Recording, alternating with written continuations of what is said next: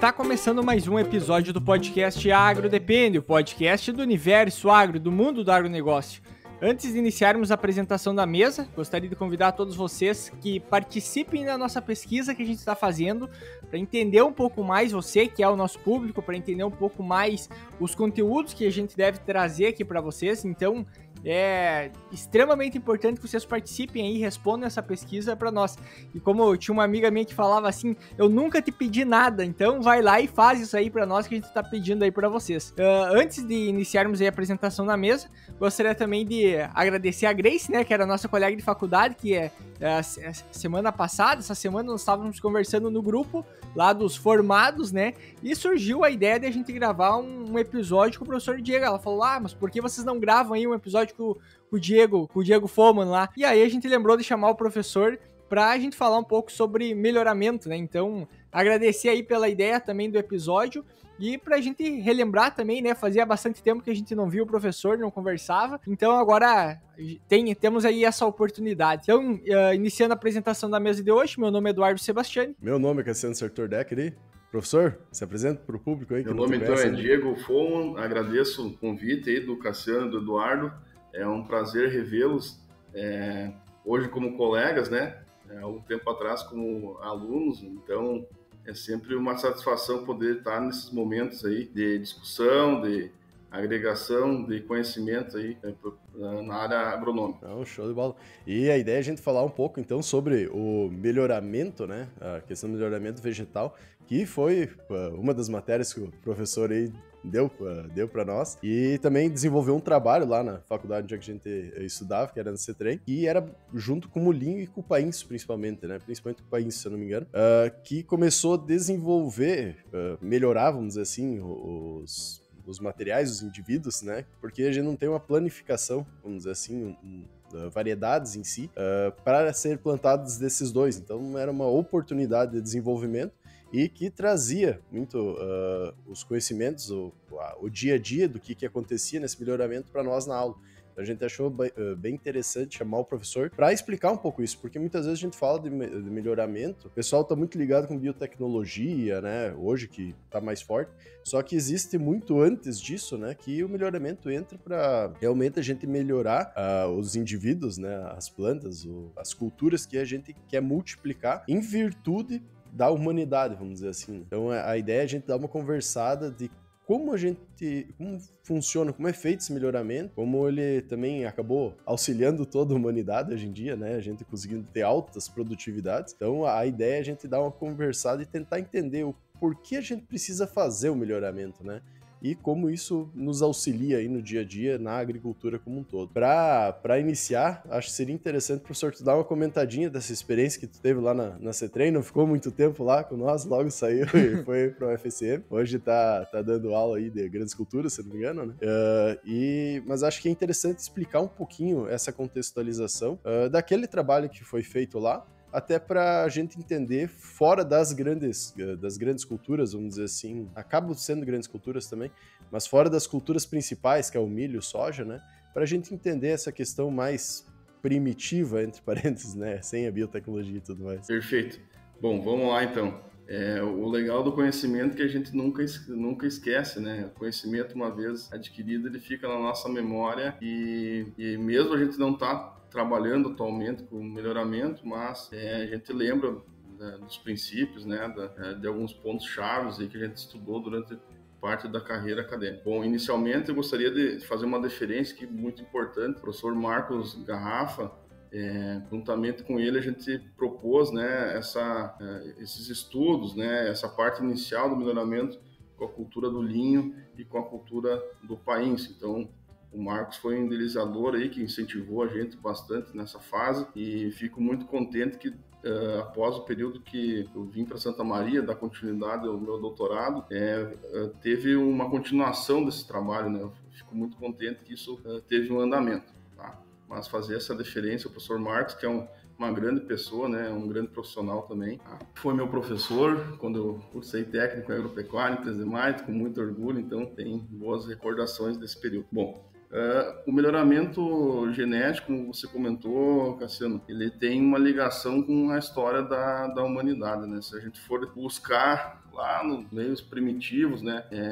Em função da agricultura, o ser humano deixou de ser nômade, ou de modo geral, né, a sociedade começou a se organizar em pequenas comunidades, enfim, e a partir desse momento, quando a agricultura se estabeleceu, nós teve o surgimento dos primeiros melhoristas, digamos assim, porque a própria humanidade foi, os homens e as mulheres da época foram selecionando os materiais mais adaptados. E essa seleção de materiais mais adaptados é o melhoramento no estado da arte, né? Então, essas características que compõem um ideótipo, né? A gente tem hoje o conceito de ideótipo bem definido, como, por exemplo, a cultura do milho. O tamanho da espiga, a quantidade de grãos por espiga era muito menor do que a gente conhece hoje. Então, teve um melhoramento, uma seleção natural de séculos, né? Até chegar a uma planta próximo que a gente conhece hoje. Obviamente, após teve o melhoramento moderno, não sei se a gente pode classificar assim, teve técnicas e aprimoramento de seleção. No início do século passado, nos Estados Unidos, foi desenvolvido os híbridos duplos, né? Então, e aí teve um aumento de potencial produtivo, e a partir daí, hoje, a gente chega a produções fantásticas aí de até 18 toneladas aqui no Rio Grande do Sul, 19 toneladas em lavouras comerciais, né? Então, vejam, isso quase 2 quilos de milho por hectare, né? Por metro quadrado, isso dá quase 20 toneladas por hectare. Obviamente em áreas irrigadas, com cuidados aí, e sem falta de recursos do ambiente para essa produção, né? Então, é bem complexo quando a gente fala em melhoramento genético, mas, ao mesmo tempo, é a base aí da evolução da agricultura, né? Tem até aquele livro do... Meu Deus, me fugiu. Do Floss? Não, aquele livro da história, Armas, Germes e Aço, né? Que tem aquele questionamento, será que as plantas não colonizaram, não domesticaram o homem em vez de ao contrário, né? Os homens domesticaram as plantas ou as plantas domesticaram os homens? Exatamente. É um bom pensamento, né? Porque, teoricamente, as plantas estavam lá, o ser humano estava indo atrás dela e automaticamente quando ele carregava, coletava essas plantas, ia distribuindo, ia selecionando automaticamente, porque ele escolhia elas e basicamente essa disseminação de semente foi cada vez concentrando, melhorando. Então é uma reflexão também, né? Então, para quem muitas vezes fala assim, hoje em dia todas essas culturas aí são basicamente só transgenia e assim por diante. Não, muito pelo contrário. Boa parte do que a gente tem hoje é graças ao melhoramento genético, que é um processo basicamente natural.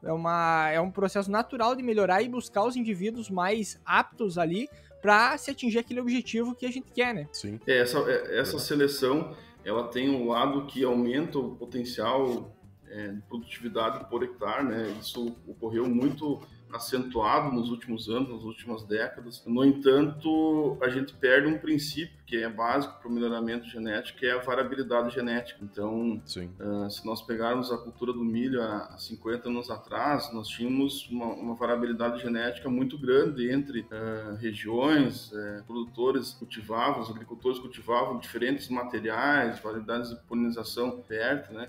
Hoje não, hoje você concentra grande parte da produção em 10, 15 híbridos no mercado. Isso acaba tendo um estreitamento, né? E quando a gente for para a cultura da soja, isso também se destaca. 2, 3 cultivares dominando o mercado aí. E isso a gente pode falar que é uma base genética fica estreita das culturas. Então, qual que é o problema disso? Quando surge um problema, a gente até estava comentando antes de iniciar a gravação, surge um problema, esse impacto pega uma área de cultivo muito grande, né? Então, é bem complexo e quando a gente acaba focando muito em produtividade, muitas vezes a gente também deixa outros fatores como resistência à doença, resistência à repelência a pragas, né? A gente deixa isso um pouco de lado. E, por um lado, tu consegue aumentar a produtividade por unidade de área, mas precisa de um aporte, de um investimento muito maior de insumos, né? Então tem o lado positivo e o lado negativo desse processo aí do melhoramento genético.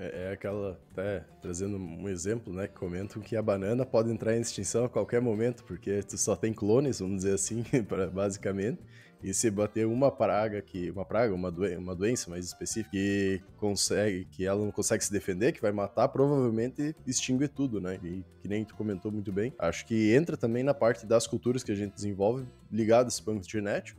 E daí entra na necessidade desses materiais, esse banco genético ancestral, vamos dizer, para tu conseguir puxar a característica desse banco genético mais ancestral, e o pessoal consegue manter, pegando de exemplo o milho, né, que lá no México tem todo um trabalho, tem áreas específicas para isso, para manter esses milhos, para tu conseguir, deu problema, vamos ter que puxar genes lá dos mais antigos para desenvolver novamente, porque muitas vezes nem com fungicidas, por exemplo, ou outros formas de manejo, outras ferramentas, né, de manejo, tu vai conseguir resolver o problema. Então é interessante comentar isso, que não acontece só nas plantas, né? A gente vê também nos animais, a questão, pegar de exemplo que eu trabalhei uma época com vacas leiteiras, tu via a mesma questão, quanto mais produtiva muitas vezes era o desenvolvimento genético daquela vaca, né, vamos pegar uma holandesa, para produzir 50, 70, 100 litros de leite por dia, mais fácil ela ficava doente, né? Então entra nessa questão que tu vai funilando, e acho que é uma questão interessante da gente trazer também. Pegar um exemplo da soja, o pessoal gosta de escutar bastante exemplos sobre soja, né? Até um pouco da vivência que a gente teve. Em 2003, cursava técnico em agropecuária em 13 de maio, CETREM, e nós tínhamos experimentos, eu era bolsista da área experimental, lá do setor de experimentação, enfim. E aí eu me lembro que alguns tratamentos era ver a viabilidade do uso de fungicida na cultura da soja. Então, em 2003, que faz 20 anos, quase ninguém utilizava fungicida na cultura da soja. Então se via a viabilidade se uma aplicação do fungicida era viável na cultura da soja. Então surgiu a questão da ferrugem, né? E hoje já tu tem um direcionamento que tu está usando no mínimo 3 aplicações, aí, muitas delas preventivas, né? Então tu tem toda uma mudança do sistema produtivo, e existe uma preocupação muito grande dos pesquisadores na resistência, a perda da eficiência das moléculas, né? Então hoje tem combinações de moléculas, porque a velocidade de desenvolver novas moléculas eficientes ela não é tão rápido, né? O processo é demorado, e o que preocupa muito na cultura da soja foi buscado essa resistência na base genética da soja e assim, teve o lançamento de cultivares inox, né, que é uma resistência, mas ela não resolve o problema, ela ajuda, é uma ferramenta, mas ela não resolve. Então nós não temos uma base genética com boa resistência para ser utilizado num curto período de tempo. Então tem alguns trabalhos, inclusive tem um artigo publicado na Nature, o pessoal em 2016 foi publicado, foi buscar lá no guandu, né, que é da mesma família, né, uma outra espécie da mesma família, a resistência para ferrugem, com resultados bem promissores, né? No entanto, precisa de ter uma perimerização de genes. Então, para vocês verem o problema, se hoje nós perdemos a resistência dos produtos que nós temos no mercado, como que vai ficar esse sistema produtivo aí, que temos milhões de hectares aí no Brasil? Então, é de fato um problema, né? Para você ver que em 20 anos quanto muda, né? E isso é o problema quando você começa a estreitar muito a base genética, né? E além de estreitar, toda a seleção que a gente acaba gerando por tu ter uma grande quantidade de indivíduos, que nem milhões de hectares que a gente tem plantado, por exemplo, de soja ou de milho todo ano, né? Então, se aparecer uma doença, a possibilidade, que nem aconteceu com a soja, dela aumentar muito e se transformar, vamos dizer assim, ela mesma mutar e ir se organizando o sistema muito rápido, né? Que nem aconteceu, vamos dizer, com o próprio Covid. Ele aumentou muito rápido, cada pouco estava tendo mutação, porque tu acabava tendo grandes variáveis, não é grandes variáveis, uma grande população para, tipo, tu se desenvolver e se multiplicando, né? Então, com isso, tu acaba... É como se a diferença é que na lavoura, teoricamente, tu tá plantando, tu vai ter uma variabilidade que tu vai selecionar, só que no caso de um vírus, por exemplo, no ambiente, ele vai contaminar várias pessoas que são todos indivíduos diferentes, que ele vai se comportar de forma diferente, pode ir se adaptando muito mais rápido. E aí tu pega, por exemplo, assim, toda vez que a gente tá fazendo, por exemplo, manejo com fungicida, a gente hoje depende do fungicida para conseguir ter uma produtividade adequada, porque senão a doença vai estar ali afetando e baixando a produção. Então a gente sempre está nessa ponta.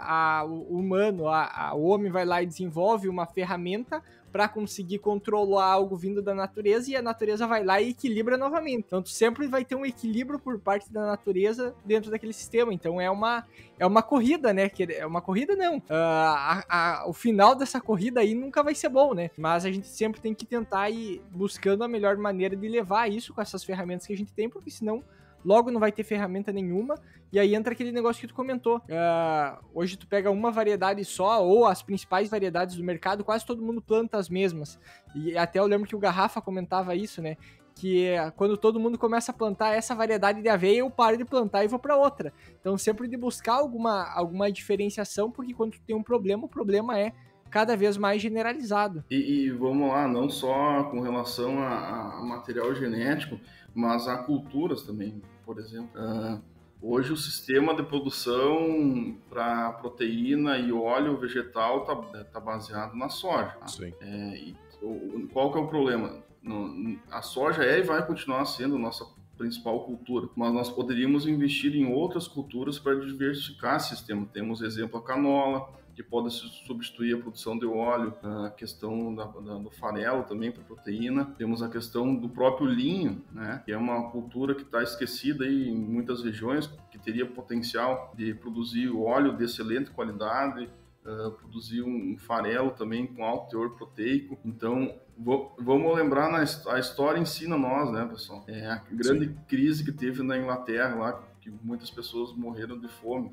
A alimentação básica era a batata, né? E aí surgiu a doença lá, se espalhou naquele ano específico, então a população não teve alimento para se sustentar durante o ano, né? Então, era uma alimentação baseada na batata inglesa, né? Então, vejam, é claro que em tempos modernos, mundo globalizado, nós não vamos ter esse problema, mas a história aponta que não é interessante para uma sociedade você se basear apenas em uma cultura.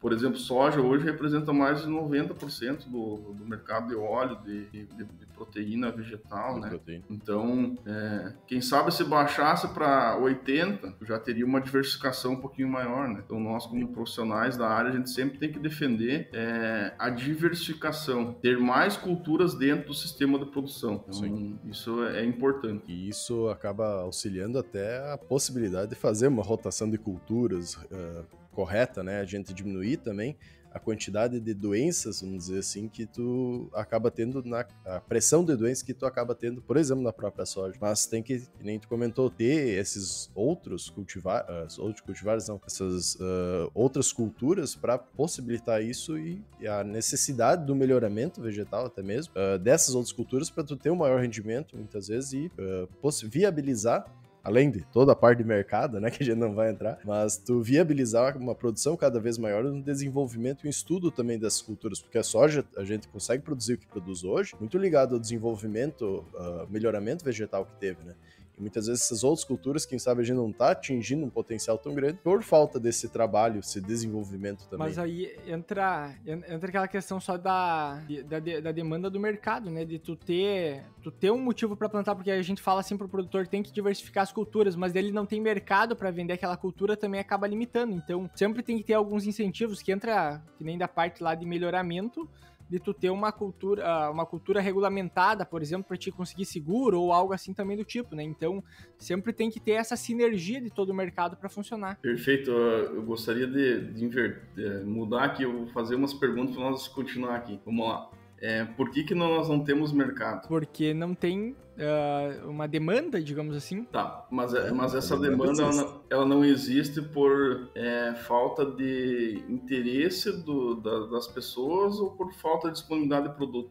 Por falta de interesse de produção eu vejo pelo menos interesse de produção disso e uma facilidade de vender o mercado, muitas vezes. Vamos dizer, a soja está estruturada, né?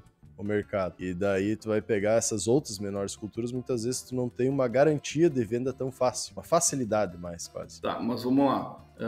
Vou pegar o exemplo da própria linho, né? Então, pra gente definir aqui, é importante, linho é a planta, linhaça é os grãos, tá? Então, às vezes o pessoal chama linhaça a planta, mas o termo técnico seria a cultura do linho e linhaça é os grãos. Por que o consumo é pequeno em relação à cultura da soja, por exemplo? Se eu afirmo para vocês que ela tem maior qualidade o óleo é de melhor qualidade, tem uma quantidade maior de fibra, então é tudo que o mercado busca, né? Alimentos com alto rico em fibra, para dietas nutricionalmente aí interessantes, né? Porque eu acho que talvez não seja nem necessariamente por esses atributos em si que muitas vezes o pessoal não opta nessas outras culturas.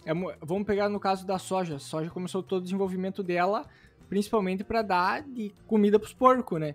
E aí tu foi aumentando a produção dela por essa demanda interna, mas também pela demanda de proteína e pelos outros subprodutos que tu ia desenvolvendo através dela. Então foi uma demanda de momento que gerou mais gente plantando e a partir dessa oportunidade se criou outras oportunidades, digamos assim, para o desenvolvimento. Perfeito, mas a linhaça ela pode substituir a soja. Inclusive na França tem muitos trabalhos, já é uma realidade, né? O pessoal está usando o resíduo após extração de óleo de linhaça para alimentar suínos, aves, com qual objetivo? Aumentar o teor de ômega 3 da carne, dos ovos, do leite, tá? Porque o ômega 3 nutricionalmente é muito importante para a alimentação humana, né? Então, a questão é mercado.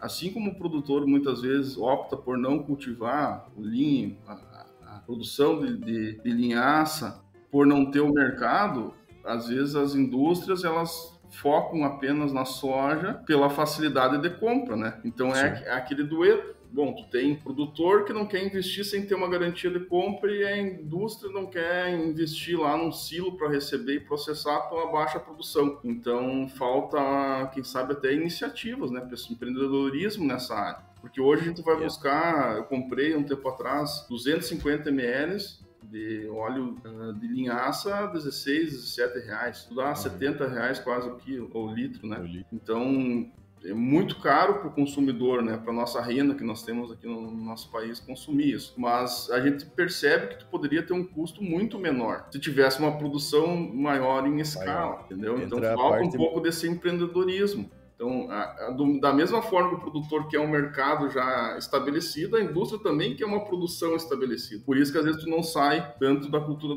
da soja. Nós temos culturas que poderiam não substituir, mas tirar o monopólio, digamos assim, mais de 90% do óleo, mais de 90% da proteína da soja, né? Que isso, pensando em país, seria interessante. Isso aí entra, só fazendo um complemento, aí entra uma possibilidade que tinha da público-privada, né? De muitas vezes tu ter uma isenção de impostos, alguns incentivos para desenvolver essa cadeia para, que nem tu comentou, é algo importante para o país, né? Para a nação. Então, se tu desenvolvesse essa cadeia, tu fortaleceria esse ramo que é o agronegócio. Em mais meios, tu, além de fortalecer só, tu vai conseguir também ter uma segurança maior em manter ele sendo tão importante para a cadeia econômica como a gente tem hoje também. E melhorando todos os cultivos e tudo mais. Perfeito. Então, fica a dica aí para quem é do ramo da indústria, empreendedor, né? É algo que precisa ter pessoas que são pioneiras, né? Que tem incentivo. Eu imagino que do lado do produtor, se tiver garantias de compra, se aumenta o interesse, né? Então a gente vai ter cultivares lançadas, vai ter melhoramento genético. O tempo já tem outras instituições aí que estão trabalhando, mas tem que ter o desenvolvimento do mercado. E muitas pessoas não conhecem, por exemplo, o benefício do óleo, a quantidade de ômega 3 que tem, por exemplo, no óleo de linhaça. É fantástico, nutricionalmente é uma cultura muito interessante. Mas aproveitando o exemplo e voltando para essa questão também do melhoramento em si, que a gente comentou, tem muita gente hoje melhorando, iniciativas melhorando, pegando a linhaça como exemplo, mas muitas vezes toda essa questão histórica, esse desenvolvimento que a gente tem, a gente não dá muita importância ou muitas vezes não entende, né? A gente trabalha muito com soja, com milho, por exemplo, tem ali as variedades, os híbridos, os cultivares desenvolvidos que a gente utiliza e não chegamos a como eles são desenvolvidos, como eles chegaram até ali, né? E acho que todo esse estudo, essa experiência que tu teve lá na Citrem, que trouxe um pouco dessa questão do desenvolvimento, faz a gente entender melhor como é que era feito lá, desde de escolha de plantas que mais produziam, que acontecia lá na antiguidade, que se mantém até hoje um pouco, né, essa seleção, mas hoje você tem toda uma forma de fazer isso com uma maior assertividade, né? Eu acho interessante a gente trazer um pouco e trazer essa experiência, comentar como ele é feito no campo também, né? Como o tempo mais ou menos que leva para acontecer um melhoramento desses, a gente entrar um pouco também no diagnóstico aí que tem que ser feito da planta, por exemplo, qual que é o meu problema? Que nem tu comentou da linhaça, muitas vezes ela abre antes, abre depois, tu não tem uma produção tão alta, então acho que é interessante a gente entrar para entender um pouco esse contexto. Quanto tempo mais ou menos leva para a gente desenvolver esse melhoramento? Perfeito. Vamos tentar contextualizar aqui. Culturas como trigo, soja, você já tem um mercado desenvolvido, tem lançamento constante de cultivares. Hoje, a maior parte das cultivares que são desenvolvidas se usa o método PERSI, que é você usar como genitores os melhores materiais que estão no mercado. Tá? Não vamos citar nomes, mas pega aí das 5 cultivares de trigo, de soja que estão sendo destaque hoje. Com certeza vão estar nos blocos de cruzamento, né? Para desenvolver cultivares que vão estar no mercado daqui 8, 10 anos. Então a gente não vai começar lá da base, por quê? Porque às vezes, dependendo para a doença, por exemplo, o fitopatologista vai indicar, busca esse material aqui na base genética para nós melhorar. O problema é que junto com esse material, às vezes, vem alguns genes que já foram silenciados, né? Que não tem interesse, né? Que foram décadas de melhoramento, então... mas às vezes é necessário, tá? Mas boa parte é base no melhoramento PERSI, escolhe os melhores genitor para gerar as melhores cultivares em alguns anos. Quando a gente vai para culturas como o linho, foi um grande desafio, primeiro, porque você não tem referência biográfica aqui no Brasil para melhoramento de linho, então os cultivares que tem, o que tem de material foi feito a introdução de materiais desenvolvidos em outras regiões do planeta, né, outros países, há muitas décadas, né, e isso teve uma seleção até por região, por produtor, enfim, mas são materiais desenvolvidos fora. E o que a gente teve esse desafio? Vamos pensar o que nós temos que melhorar aqui nessa planta, tá? Tem problema de acamamento? Tem. Tem problema de dificuldade de colheita? Tem. Por quê? Porque não é mais homogêneo. Então, o linho, como é uma planta autônoma, nós temos várias linhas puras dentro da comunidade de plantas. Então, basicamente, buscar dentro dessa população materiais que se destacam com relação à questão de doenças, né, que não tem incidência de doença, que tenham um ideótipo. O que é o ideótipo? Então, o melhorista ele enxerga, ele desenha um ideótipo, né? A planta de linho ela tem que ter de 70 a 90 centímetros, porque se tiver 1,20 m vai estar mais suscetível ao acamamento. Tá?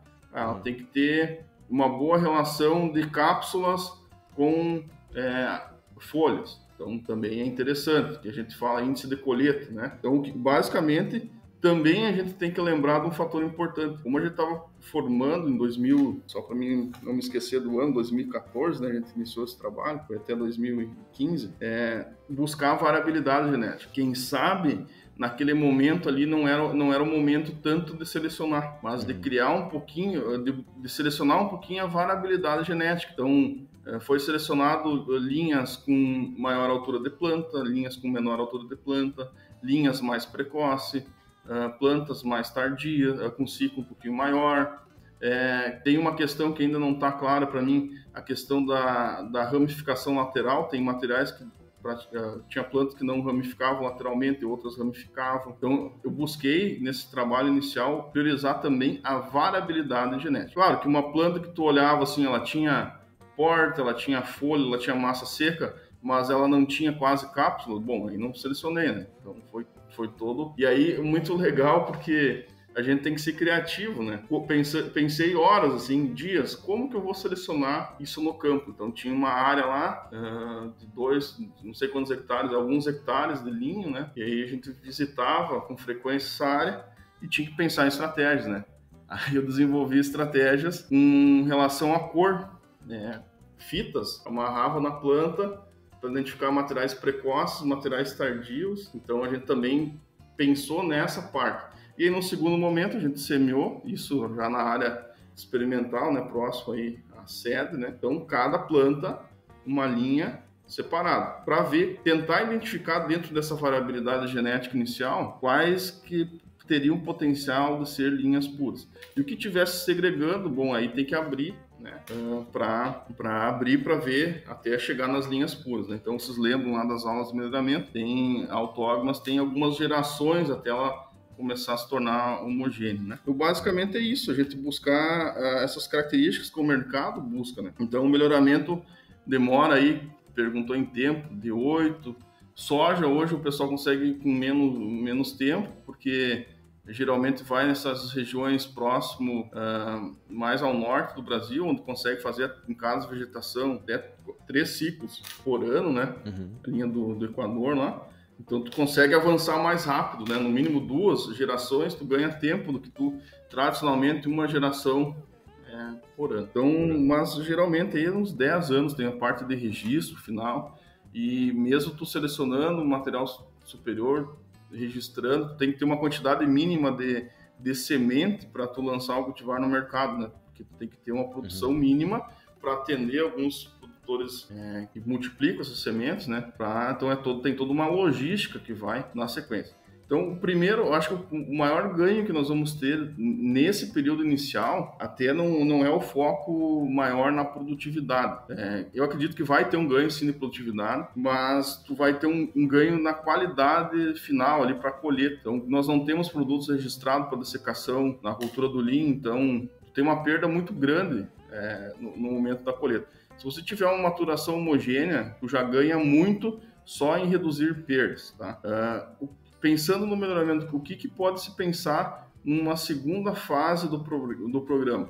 Agora é buscar, tem vários estudos que podem auxiliar na parte de relações lineares, né? Buscar características associadas à produção. Alguns estudos que já foram desenvolvidos aqui em Santa Maria, com a cultura do linho, citando, por exemplo, selecionar materiais com maior número de cápsulas, né? É interessante para a cultura, tá? E aí também tem a parte bromatológico, que seria um refinamento aí do melhoramento. Então, o melhoramento genético sempre vai ter demandas, entendeu? Nunca vai parar. E assim, quais são as características importantes, né, para que um melhorista tem que agregar, que faça essa seleção? Bom, com certeza conhecer genética, né? Conhecer a parte da ecofisiologia da planta. Vou pegar um exemplo. Não adianta a planta ter uma grande produção de fitomassa de matéria seca se ela não transfere isso para o grão. Então, desde de radiação solar, posição de folha, no milho isso a gente vê muito. Ainda a gente tem alguns estudos de relações lineares. Menor ângulo foliar tem uma relação direta com maior produtividade de grãos, né? Então, são considerados materiais, entre aspas, modernos, né? A fitopatologia sempre está associada, então o melhorista ele trabalha, às vezes ele não tem uma formação em fitopatologia, mas numa empresa aí, geralmente trabalha o melhorista junto com o fitopatologista, né? Então são coisas sempre associadas, tá? E aí também tem o que o mercado dita, né? Por exemplo, no trigo, na soja, o GMR, que pode ser um bom indicativo do ciclo. Nós tínhamos materiais há 15, 20 anos atrás com um GMR próximo de 8. Hoje é de 5 a 6 e pouquinho, né? Não passa muito de 6 e pouco. Então o mercado vai direcionando materiais mais precoces, enfim. Então tem toda essa demanda. Na soja se discute muito a questão da proteína, aumentar o teor proteico, né? Quem sabe é uma tendência aí também nos próximos anos.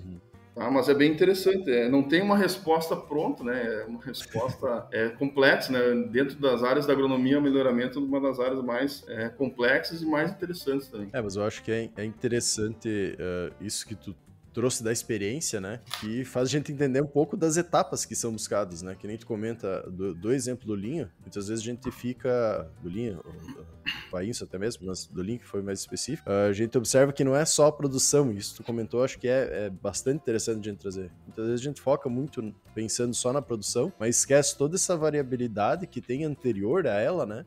E essa necessidade, por exemplo, de utilização para a própria agricultura, que nem tu comenta.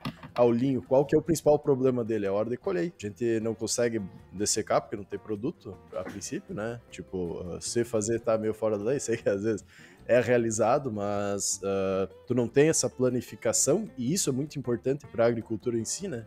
tu conseguir ter um padrão, vamos dizer, numa área grande, entra um padrão, o que a gente busca para as grandes culturas, né?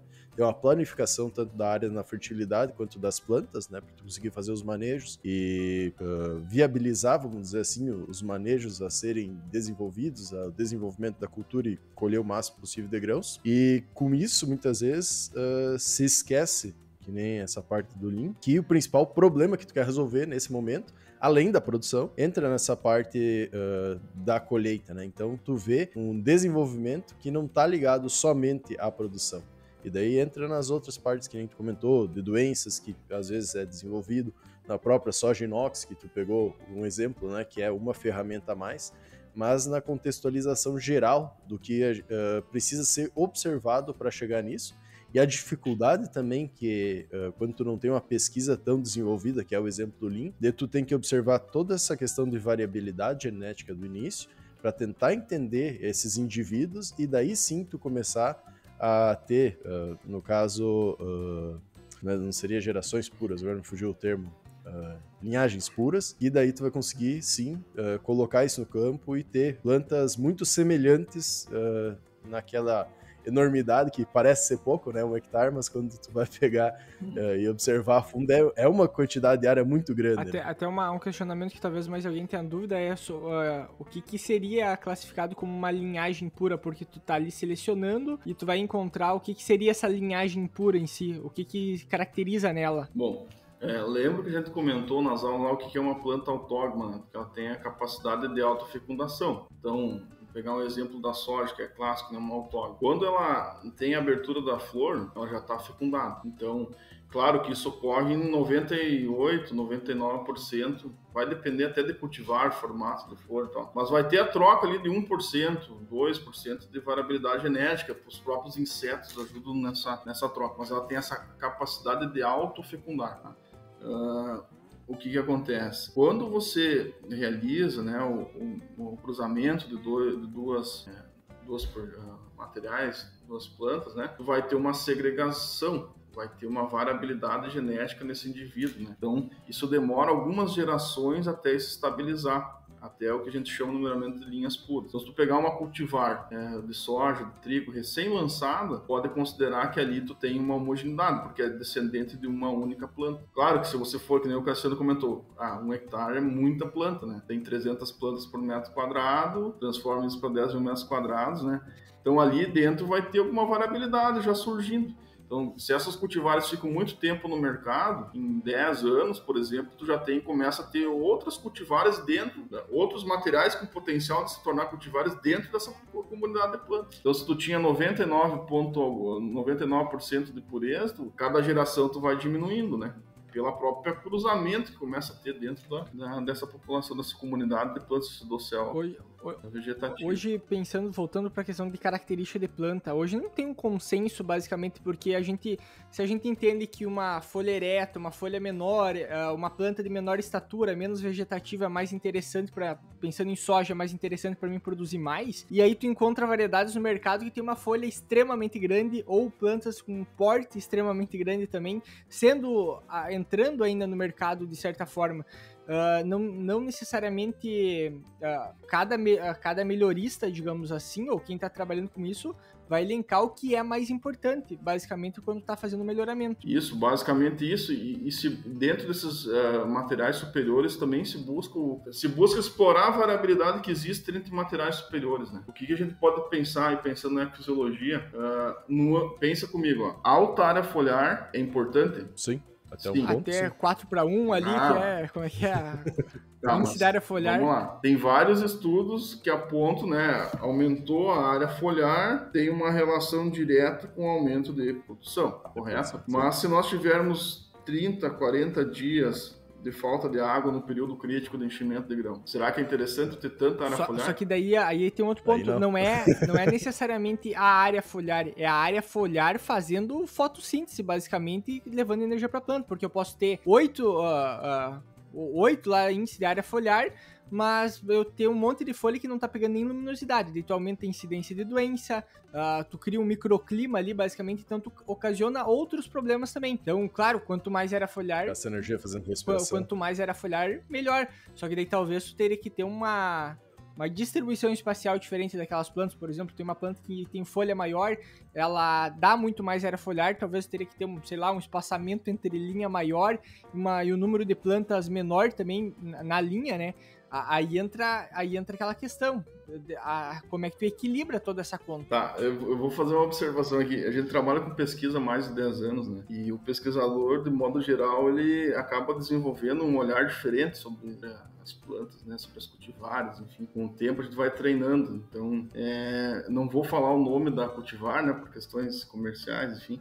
Mas me chamou a atenção esses dias, eu estava fazendo uma análise, né? Tem uma tendência, óbvio, natural, de buscar materiais de ciclo indeterminado. Por questões aqui, nós não temos, a maioria das nossas áreas não tem irrigação, consegue ter uma estabilidade maior no período de falta de água. Mas tem uma cultivar determinada, de ciclo determinada, tá? E ela ainda se mantém no mercado há muitos anos.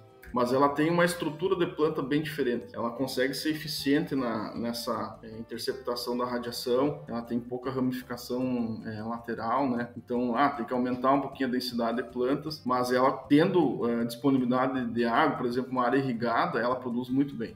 E ela não saiu do mercado, mas é uma estrutura de planta que facilita ela ter um bom aproveitamento das condições do ambiente. Então, se não faltar água, se não faltar disponibilidade hídrica, ela vai produzir muito bem. A fisiologia dela permite isso. Chama atenção que ela é, assim, das cultivares determinadas é que se mantém há muitos anos no mercado e não sai. Sempre vê ela nos ensaios, porque ela tem relevância, né? Mas não é o momento de nós conversar sobre o nome de cultivar. Não, mas é interessante o que tu traz, e acho que entra muito o que tu falou anteriormente com a própria ecofisiologia, entender a planta e a ecofisiologia que está empregada a ela. E às vezes isso acontece, a gente acaba achando que vai entrar um material milagroso, né, que é o que muitas vezes entra no mercado, dá uma produção maior, todo mundo coloca, como tu comentou, deixa eu só fazer sai depois de 2, 3 Deixa eu anos. só fazer um complemento, que é, por exemplo, assim, tu não fazer nada na tua área, deixar a tua área exatamente como é que tá, tu só vai trocar a variedade e de 50 sacos por hectare vai produzir 100. Essa é a expectativa, eu acho, do pessoal, é tu mudar a variedade na mesma área, na mesma condição e dobrar a produtividade. Mas vamos lá, muitas vezes a área que tu colheu, falou em sacos por hectare, né, 50 sacos por hectare, quem sabe a cultivar que o produtor utilizou, ela tinha potencial para 80, 90, né, mas por que ele não passou dos 50? Por quê? Questões de fertilidade, principalmente questões de disponibilidade hídrica, né? Então, aí vem um outro conceito, quem sabe para áreas irrigadas, e aí em áreas irrigadas nós também não temos homogeneidade, tem aquelas áreas irrigadas, pivô lá central, que um ano com uma seca um pouquinho mais acentuada falta água, né? Ele não consegue fazer um manejo adequado de irrigação. Então, outros conseguem. Então, também vai criando essas variabilidades. Mas, digamos assim, quem sabe tem cultivares que se vão melhor em áreas irrigadas, com um ambiente sem falta de água, vão produzir uma alta produtividade, com fertilidade, com manejo adequado. Só que quem sabe para aquele produtor que tem lá, a cada 5 anos, 3 anos de problema de falta de água, quem sabe ele não deveria focar tanto numa cultivar que tem lá potencial para 100, 120 sacos, mas focar numa cultivar que tem um potencial um pouco menor, mas que numa situação de falta de disponibilidade hídrica vai produzir uma produção melhor do que aquela cultivar que aí tu citou lá aquele exemplo que trabalhou com bovinocultura de leite, né? Aí tem lá, eu me lembro das aulas de bovinocultura, faz alguns anos que eu tive essa aula, mas tem uma relação lá, raça holandesa com a raça Jersey, né? Situações e situações, né? Mais rústica, mais produtiva, mas com um ambiente mais favorável. Então, nas plantas, nas cultivares, nós temos essa diferença. Às vezes tem cultivares que são mais adaptadas a ambientes de estresse, né? E aí tem outra questão, pegando para a área de manejo, um produtor diversificar um pouco, trabalhar no mínimo com 3 cultivares, que tem ciclos um pouquinho diferente, que tem base genética um pouquinho diferente. Por exemplo, tal cultivar não teve problema nenhum de doença. Esse ano perdeu 30% de potencial para uma doença lá, uma antracnose ou algo assim, citando um exemplo. A gente não consegue prever isso, né? Se tu tiver toda a área apenas uma cultivar, essa cultivar for suscetível a uma doença e naquele ano der condição favorável para essa doença, vamos pegar um exemplo do trigo, o ídio. Nós temos cultivares mais suscetíveis e outras mais tolerantes. Mas teve um ano aqui nos ensaios Santa Maria, ensaio de cultivares, e as cultivares de trigo teve uma incidência muito alta do weed, mesmo com manejo químico, a gente não conseguiu segurar muito bem. Isso ocorreu nos produtores, né? De modo geral, tinha o patógeno, obviamente, né, na área, e tinha uma pressão muito grande de ambiente favorecendo o weed. Então, por isso que é interessante ter mais cultivares, porque quem sabe uma é suscetível à doença e as outras duas não. Se você tiver só uma cultivar e for suscetível a determinada doença, tu aumenta o risco de perda, né? De diminuição do potencial produtivo. Então isso é bastante importante aí no posicionamento de cultivares, entender as ferramentas que a gente tem para tentar diminuir perdas, né? E manter a produção média final da propriedade. A gente sempre fala muito isso. Não adianta o produtor colher 80, 90 sacos por hectare num talhão, mas a média foi quanto? Que paga a conta é a média, né? Então, tu tem que ter a média. Alguma área tu vai melhor, outra menor, mas tu tem que ter uma produção média, porque é desse valor que vai surgir a entrada de recursos na propriedade, pagar os custos e, quem sabe, sobrar uma renda aí para a atividade agrícola. É aquela máxima de não botar os ovos numa cesta só, né? Todos os ovos numa cesta e tentar entender a agricultura como um todo. A gente muitas vezes fica muito preso, por exemplo, a safra de soja, a safra de trigo, a safra de milho como uma coisa só. Mas, na verdade, na agricultura a gente tem o ano, né? O manejo a gente teve durante o ano que vai pagar as contas do ano, não é por cultura o negócio, né? Muitas vezes tu vai ganhar dinheiro num e perder no outro, mas no médio tu vai conseguir alinhar. Vou pegar um exemplo que acontece muito no Rio Grande do Sul. Muita gente fala, o trigo não dá dinheiro, né?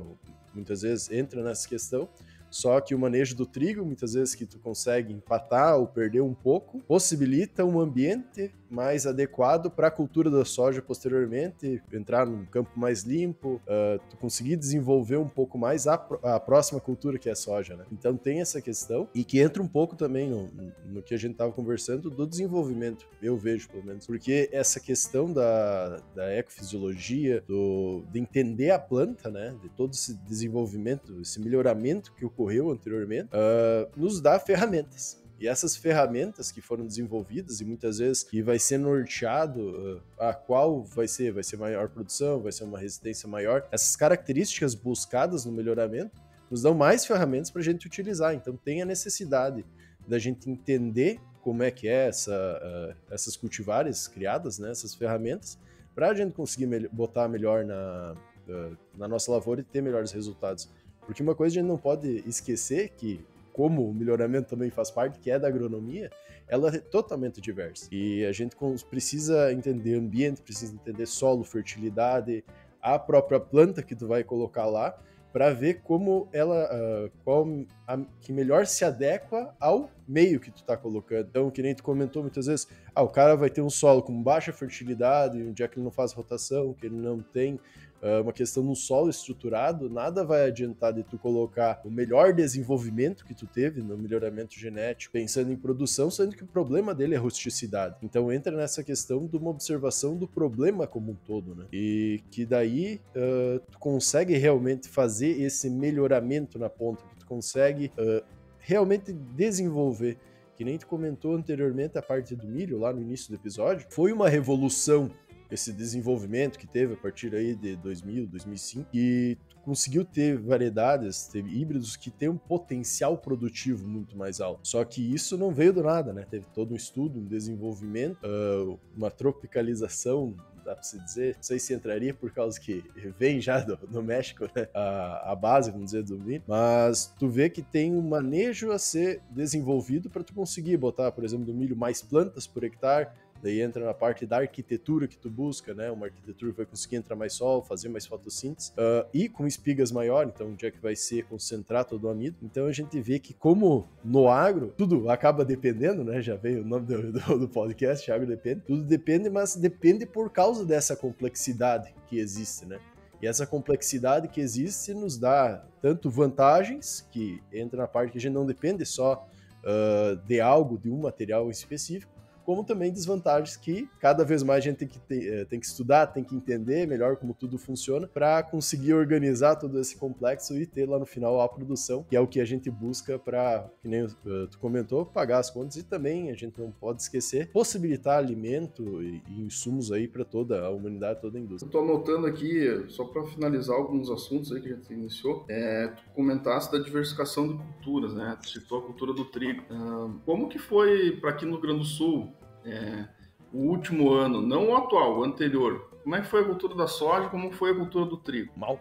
Não, a soja, de modo geral, foi uma estiagem histórica, né? Foi uma grande maioria dos propriedades salvou ainda que não tinha irrigação. E o trigo foi um ano bom ou um ano ruim? Foi um ano bom pro trigo. E aí vem aquela frase que o Cassiano comentou, né? Muitos produtores falam que o trigo dá prejuízo. Daí vem a frase do canal de vocês, depende, né? Então, e aí que tá a parte central que a gente tem, que eu defendo muito, que é essa diversificação de culturas. Então, se o produtor cultivar somente, se ele fizer uma maneira assim, soja, alguns produtores acabam adotando. Soja no verão, no inverno, uma aveia preta para cobertura do solo, beleza. Se é um ano que chove, que tem boas condições de ambiente, quem sabe vai ter um bom resultado, né? Mas, e se é um ano que ele tira, igual ano passado, que ele passa no vermelho, entendeu? Então, principalmente quando a gente fala da agricultura familiar, que não apenas vê isso como um negócio, mas vê isso como um sistema que tem que de sobrevivência da própria família, da propriedade, né? Sustento, renda para sustentar durante o ano, né? Antes de pensar em trocar de maquinário ou algo assim, tem que pagar as contas, manutenção dessas máquinas, manutenção da casa, das contas, né? E aí que vem essa questão da diversificação. A soja, por exemplo, não foi bem, o trigo deu uma recuperada, conseguiu entrar uma renda em muitas propriedades no período de inverno. O que em outros anos, se nós buscar, a soja deu lucro, o trigo deu prejuízo. Ou não deu lucro, empatou, né? Mas, entenderam? Por isso que a gente também deveria ter um olhar, além de soja e trigo, mais culturas podem entrar nesse processo. E aí na região noroeste, aí, 13 de Maio, região, tem a cultura do país, como exemplo, a cultura do linho, tem a cultura da aveia branca, canola. Então, qual que é a ideia? O produtor vai cultivar todas essas culturas na propriedade? Não, não é essa a ideia. É ele não ficar apenas em uma ou duas culturas. Por exemplo, trabalhar com, quem sabe, 3 ou 4 culturas, vamos dizer, trabalhar com trigo, com uma outra alternativa de inverno, o canola, o linho, enfim, e de verão trabalhar com soja, milho ou soja e girassol, por exemplo, pensar em outras alternativas, né? Para quê? Para tu ter, se tu tiver 4 culturas, provavelmente uma não vai sair tão bem. Tem outras 3 possibilidades de tu ter um resultado melhor. Tá? Então isso na área de manejo a gente defende muito essa diversificação de cultura. Não é dizer que uma cultura é mais importante que a outra, não. A soja e vai continuar sendo, nos próximos anos, a nossa principal cultura, isso é fato, né? Mas nós temos que pensar como um todo. A cultura do girassol a gente acabou não citando, mas o girassol é fantástico. Teve um melhoramento lá, desenvolvido na Rússia no século XVIII, foi desenvolvido o método das reservas, né? Então o girassol não tinha, hoje o girassol tem materiais que chegam quase 50% de teor de óleo. O que significa isso? De 1 tonelada de grãos tem quase 500 quilos de óleo, isso é muita coisa. É mais que o dobro que a soja tem. Então, o que acontece? Ele não tinha 50% originalmente, então teve um melhoramento que saiu de 30%, chegou a próximo de 50, quase dobrou lá, mas em várias décadas de melhoramento. É uma cultura fantástica, pensando aí na produção de óleo, produz um óleo de qualidade, né? E aí tem uma questão, pensando lá na extração do óleo, nós temos a possibilidade de prensa mecânica, né? Que a soja, como tem teor baixo, ela não é tão eficiente para tu prensar mecanicamente, e o girassol sim se torna eficiente. Aí nós podemos ter investimentos menores, possibilita empresas de menor porte investir nesse setor de produção de óleo, e aí, assim como a soja, o residual pode ser fornecido aos animais aí como fonte proteica. Outra questão que tu comentasse ali, que eu anotei aqui, a soja aumentou o potencial produtivo, tá? Por que vocês lembram? Eu acho que eu comentei isso em aula com vocês há um tempo atrás. O que teve, assim, especificamente em 97, ali, início dos anos 2000, diferente aí no setor privado que potencializou algumas culturas como a soja, por exemplo. O que aconteceu na legislação do país? Né? Daí é só 9 anos dessa aula, né, professor? Daí tá fácil lembrar. Tá, mas vamos lá. Já ouviram falar de lei de proteção de cultivares? Foi o que deu início, né? A questão de segurança intelectual e, digamos assim, sobre aquilo que tu desenvolve, aquilo que tu cria e a proteção das cultivares. Foi duas coisas que aconteceu lá em 2002, 2003, que... Eu não sei bem certo, mas se eu não me engano é 97. Essa é de 97 ainda. Porque tem uma outra que daí deu entrada aos transgênicos, digamos assim, ainda para dentro do país, né? Daí é outra questão, mas a propriedade intelectual, isso ocorreu assim, ó, aumentou o interesse das empresas por uma segurança, né, de poder ter um retorno do investimento, né? Então hoje grandes empresas investem e quando tem materiais lançados, a cada venda de semente que ocorre, um percentual desse valor vai para o obtentor, que é a empresa que desenvolveu esses materiais. Então isso fez com que a gente teve esse aumento de cultivares lançados, melhoradas, digamos assim, né? Pensando no aumento de potencial produtivo por aumentar a produção por unidade de área. E isso é bem claro na soja. Por exemplo, se vocês buscarem dados de ensaios de potencial de produção dos anos 2000 ali, que ainda não... Que isso, veja bem, a lei entrou, se não me engano, em 97, até ter as primeiras cultivares geradas depois desse investimento, vai quase 10 anos, né? Então... A gente teve mais ou menos ali 2008, começou a surgir uns materiais diferentes. Não que não tínhamos cultivares boas na época, mas teve um maior investimento. Investindo mais, maior a probabilidade de lançar materiais melhores. Então, mais empresas investindo. E isso é fantástico. Isso com certeza contribuiu muito para a agricultura brasileira. Hoje... Tem multinacionais e tem empresas que surgiram no Brasil que não atuam só no Brasil, né? Atuam em outros países, levando material desenvolvido no Brasil para outros países. Isso também é muito bacana, né? Tem multinacionais de outros países que também trazem a sua expertise, seu banco de germoplasma para desenvolver cultivares aqui no Brasil. Então, a legislação foi, na minha visão, um ponto muito importante para o melhoramento, pensando em lançar essas cultivares aí que nós temos hoje no mercado, né?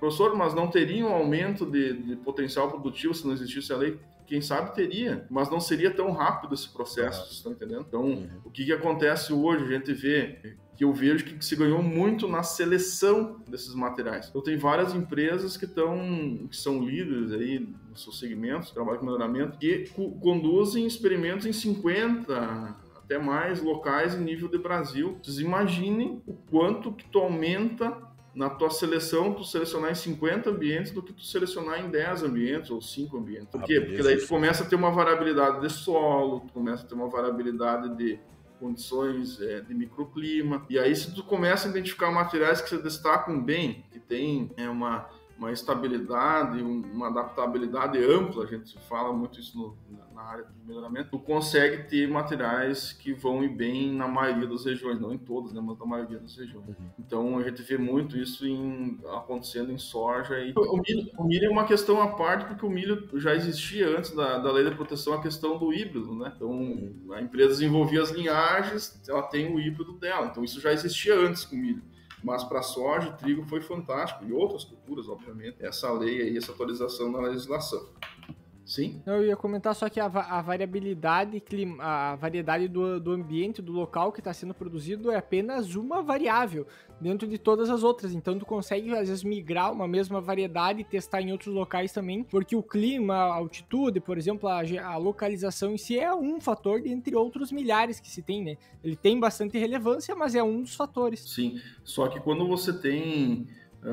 isso ampliado para 50 locais, tu começa a ter uma eficiência na seleção. Lembram lá que quando tu vai avançar a geração, o melhorista define, eu vou definir 10%, tem lá 1.000 linhares, vai manter 100. Ele poderia manter 200 ou poderia manter só 50. Só que às vezes se ele mantém 50, ele acaba perdendo, corre o risco de o material melhor não estar nas 50 e estar nas outras 950, entendeu?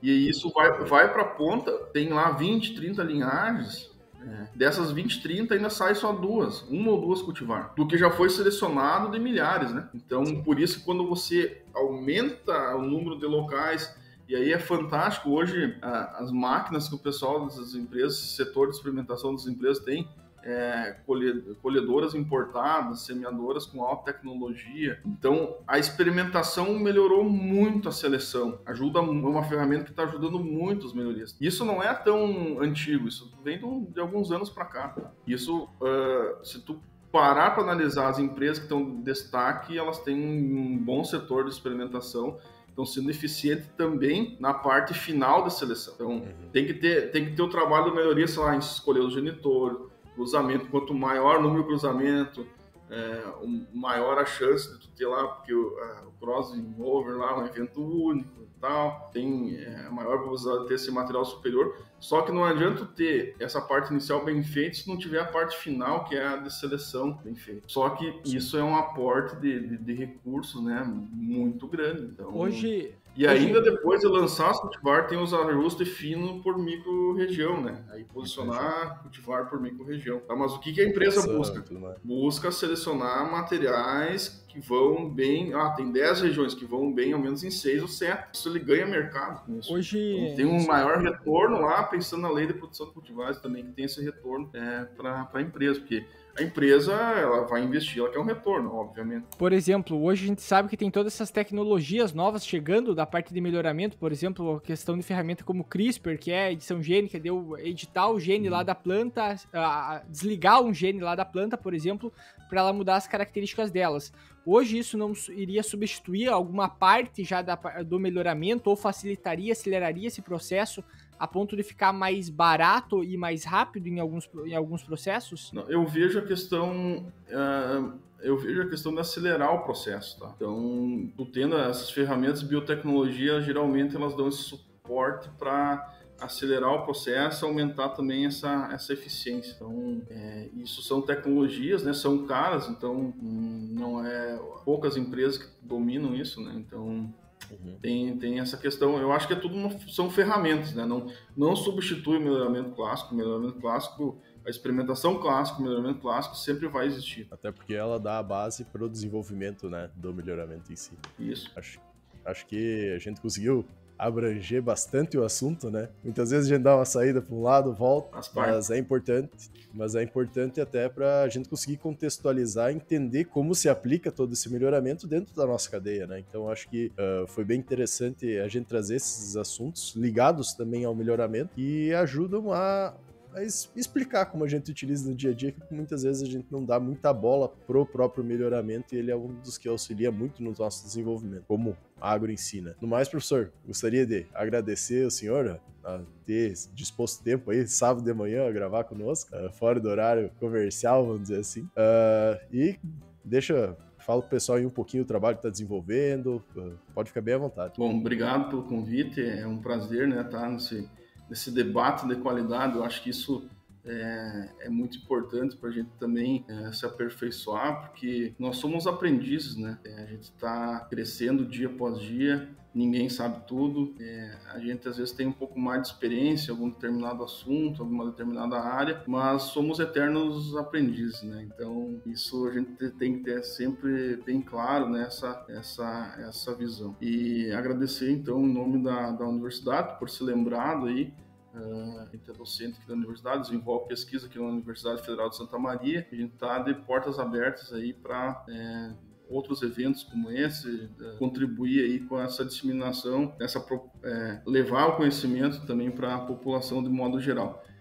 A gente desenvolve pesquisa aqui na área de manejo, a gente busca também desenvolver algumas pesquisas com culturas alternativas. Uma delas é a cultura do linho, né? Por exemplo, quando a gente foi fazer uma busca na literatura, tem informações da década de 80, década de 70. Será que essas informações estão atuais? Então a gente está tentando, com base na orientação de alguns trabalho com conclusão de curso, trabalhos de pós-graduação também, atender esses anseios, né? Tentar contribuir com a literatura, atualizando algumas informações. Vamos chegar a um exemplo na densidade de semeadura da cultura do linho. Então, tem um trabalho publicado na década de 80 que fala de 800 a 1.000 sementes por metro quadrado. Tem um trabalho publicado em literatura mais atual que trabalha com densidades até 200 plantas por metro quadrado. Só que aí tu tem uma regressão linear que o ponto de maior produtividade é 200. Então, faltou maiores densidades para tu comprovar qual seria a densidade adequada. Então, a gente está desenvolvendo um trabalho com uma ampla variação aí chegando até 1.000, né, sementes por metro quadrado, para tentar trazer essa informação também para a literatura. Alguns trabalhos do Canadá falam em 400, 500 plantas por metro quadrado.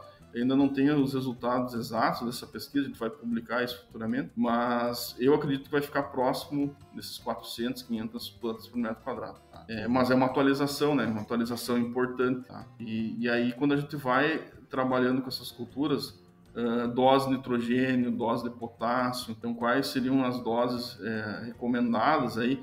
E aí tem não só máxima eficiência técnica, mas também tem que levar em consideração a máxima eficiência econômica. Então seria isso, basicamente a gente trabalha com culturas, como a cultura do manejo, a cultura do milho, alguns trabalham com soja safrinha, né, de segunda safra aqui no estado, cultura do trigo, a gente vem trabalhando forte aí, inverno, cultura do linho e cultura do girassol. Basicamente essas culturas que a gente tenta trazer um pouquinho de informação para a região de Santa Maria, mas alguns resultados podem se expandir para outras regiões também. Show de bola.